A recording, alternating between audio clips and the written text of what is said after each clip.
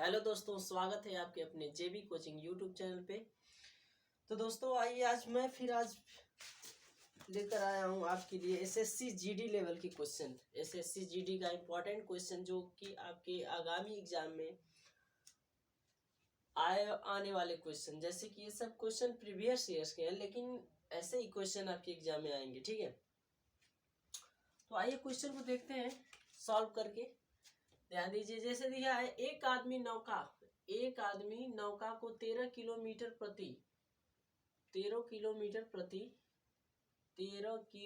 दिया है, प्रति नहीं दिया है, 13 किलोमीटर उपयम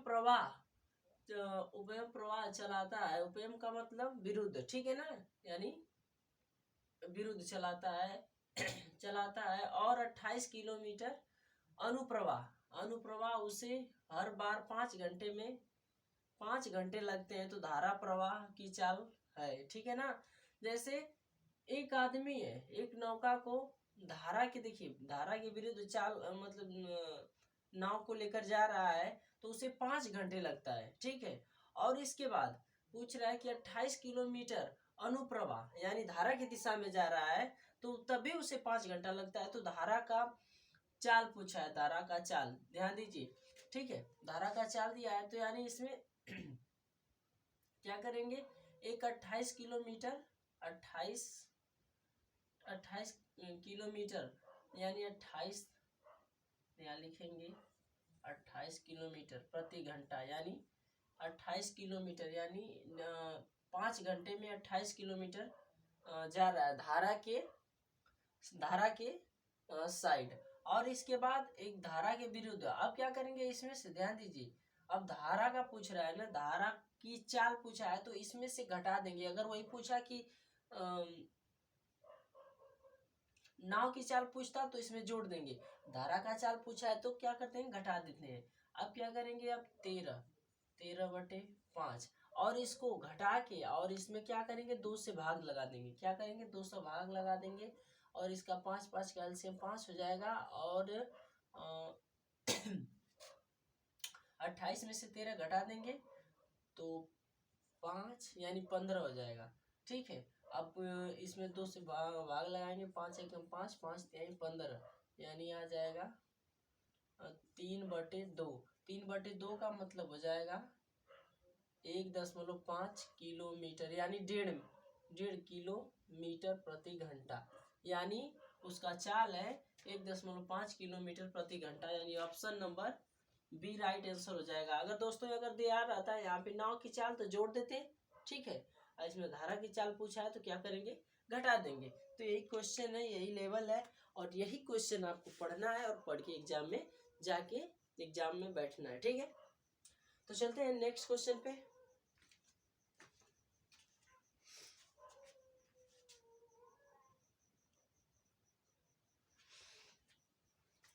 तो आइए दोस्तों क्वेश्चन नंबर देखते हैं, क्वेश्चन नंबर 2, ठीक है ना। एक परीक्षा में 80% छात्र अंग्रेजी में उत्तीर्ण हुए। 80% छात्र अंग्रेजी सब्जेक्ट में क्या हुए, उत्तीर्ण हुए यानी पास हुए। और 85% छात्र गणित में उत्तीर्ण हुए और 75% अंग्रेजी तथा गणित दोनों में। यदि 40 छात्र दोनों विषयों में अनुत्तीर्ण हुए यानी फेल हो गए ना रहे, तो छात्रों की कुल संख्या बताए, यानी उसमें कुल कितने छात्र अनुत्तीर्ण हुए, ठीक है ना। ध्यान दीजिए, यानी देखिए एक फार्मूला होता है, पास बराबर पास प्लस पास, जब भी ऐसा क्वेश्चन आ जाए, और माइनस पास, ठीक है, माइनस पास। अब क्या करेंगे, पास बराबर पास यहाँ लिखेंगे, पास पहले में कितने हुए 80% प्लस दूसरे बार में कितना हुए, दूसरे सब्जेक्ट में 85%, और दोनों सब्जेक्ट में जो हुए वो कितने हुए 75%, ठीक है। अब क्या करेंगे, जोड़ देंगे यानी घटा देंगे, तो यानी टोटल पास हुए 90%। टोटल कितने हुए, यानी इन दोनों को जोड़ के चाहे इसमें से घटा लीजिए तो बचेगा 5, यानी 90% केवल टोटल क्या हुए, पास हुए। अब देखिए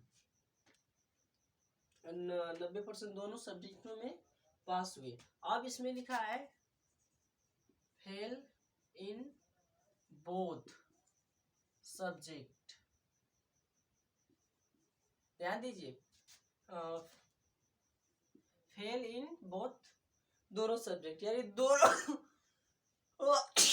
दोनों सब्जेक्ट में कितने फेल पास हुए। ठीक है, अब ध्यान दीजिए, यानी वो दोनों सब्जेक्ट में मान लेंगे कितना हुआ, 100 था, 100%, तो 100 में से 90 घटा देंगे तो हो जाएगा 10%। ठीक है, कितना हो जाएगा, 10%, 10% हो जाएगा। अब क्या करेंगे, 10% बराबर, यानी देखिए यदि 40 छात्र दोनों विषय में अनुत्तीर्ण हुए, यानी 10% बराबर हो जाएगा, यानी 10% बराबर 40, यानी 10 चौको 40, तो 100% बराबर हो जाएगा 100%, तो 100 चौको 400, यानी 400 जो छात्र हुए, कुल छात्र कितने हुए, अनुत्तीर्ण रहे 400। ठीक है, तो यानी ऑप्शन नंबर ए इसका राइट आंसर हो जाएगा। ध्यान दीजिए, देखिए ऐसे जब भी ऐसा क्वेश्चन आ जाएगा तो आप इस फार्मूले का यूज करके इस सवाल को लगा लोगे। ठीक है, जैसे इसमें 2 बार है, यानी एक सब्जेक्ट में देखिए अंग्रेजी में 80% और इसके बाद गणित में 85%, जब दोनों सब्जेक्ट में जो आ जाएगा, यानी दोनों सब्जेक्टों में, तो माइनस पास, तो माइनस कितना, 75%। तो अब क्या करेंगे, जोड़ के -75 घटा देंगे तो 90%, यानी कुल पास हो जाएंगे 90%।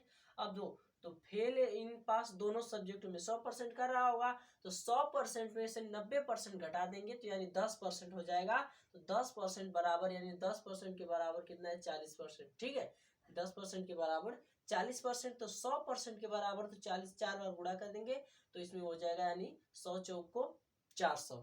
ठीक है दोस्तों, तो मुझे उम्मीद है कि ये क्वेश्चन आपको जरूर समझ में आया होगा। समझ में आया तो प्लीज वीडियो को लाइक एंड शेयर सब्सक्राइब जरूर करें। अगर आपका कोई फ्रेंड्स है, आपकी सिस्टर से कोई रिलेशन में है, तो आप ये मेरी वीडियो उन पे शेयर करिए। और एसएससी जीडी लेवल का एक क्वेश्चन आपके लिए बहुत ही फायदेमंद है। ठीक है, तो चलते हैं नेक्स्ट क्वेश्चन पे।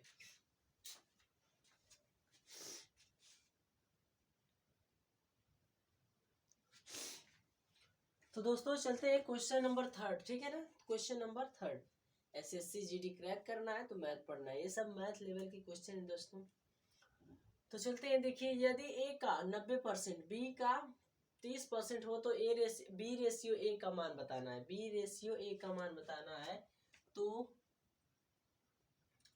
यानी ए का 90% बराबर बी का 30%, बी का 30%, और ए बी रेशियो ए, हाँ बी रेशियो ए का मान, तो परसेंट से परसेंट काट देंगे और इससे 30 से कम 30, 30 तिहाई 90, तो हो जाएगा आपका बी बटे ए, और बी बटे ए हो जाएगा तो 3/1, तो यानी 3:1 बराबर, 3:1 बराबर यानी बी रेशियो ए। ठीक है, आ जाएगा राइट आंसर, यानी ऑप्शन नंबर ए इसका राइट आंसर हो जाएगा। देखिए यही सब छोटे छोटे क्वेश्चन है, बस आपको यही लेवल आपको पढ़ना है, इसी लेवल के क्वेश्चन को आपको तैयार करना है और आपको एसएससी जीडी एग्जाम को क्रैक करना है।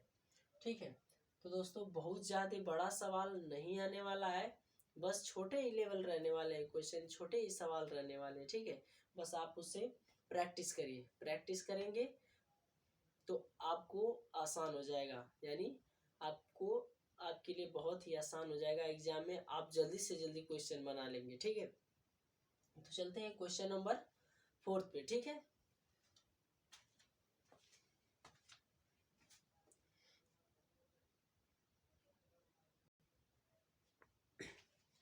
तो आइए दोस्तों चलते हैं क्वेश्चन नंबर 4 पे। ठीक है ना, देखिए मोस्ट इंपॉर्टेंट क्वेश्चन है, यह है क्रय एंड विक्रय मूल्य से। ठीक है ना, देखिए प्रॉफिट एंड लॉस से है।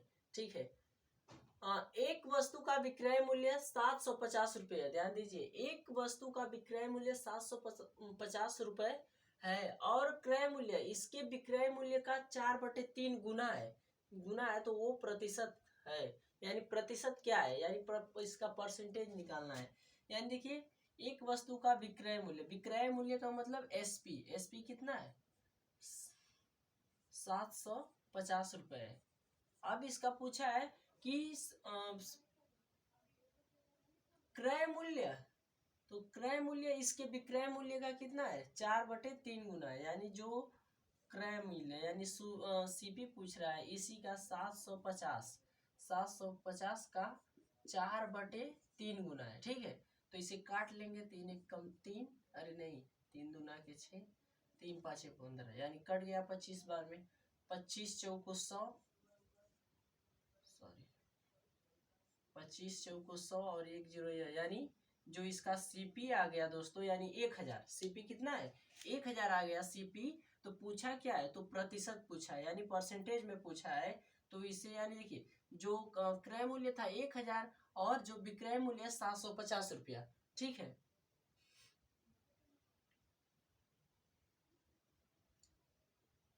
गुना है तो थोड़ा सा यहाँ मिस्टेक हो गया है क्वेश्चन लिखने में, गुना है हानि, तो हानि प्रतिशत, हानि प्रतिशत है। ठीक है, अब देखिए इसका जो क्रय मूल्य है 1000 था और विक्रय मूल्य 750, तो 1000 रुपया में खरीद कर वह बेच दिया 750 में, तो उसे हानि हो गया, यानी कितने का 250 रुपए का हानि हो गया। किस पे हुआ, यानी क्रय मूल्य पर हुआ। तो यहाँ से लिख देंगे 1000, क्रय मूल्य 1000 है और परसेंटेज में लाने के लिए 100 करेंगे और 0 से 2 0 कटा, 1 0 से 1 0 कटा, यानी 25% का दोस्तों उसे क्या हुआ, हानि हुआ। 25% का क्या हुआ, हानि हुआ। तो यानी ऑप्शन नंबर डी इसका राइट आंसर हो जाएगा। तो मुझे उम्मीद है कि ये भी क्वेश्चन आपको आसानी से समझ में आया होगा। अगर समझ में तो प्लीज वीडियो को लाइक शेयर सब्सक्राइब जरूर करें, ठीक है ना। तो बहुत ही आसान क्वेश्चन थे, बहुत ही इंपॉर्टेंट क्वेश्चन थे आपके लिए। और ये क्वेश्चन आपके एग्जाम में बस यही लेवल आने वाले हैं और आपको पढ़े बस एसएससी जीडी कांस्टेबल की तैयारी करनी है। ठीक है, वर्दी चाहिए तो मेहनत करनी पड़ेगी दोस्तों। तो आज के लिए बस इतना ही, थैंक यू।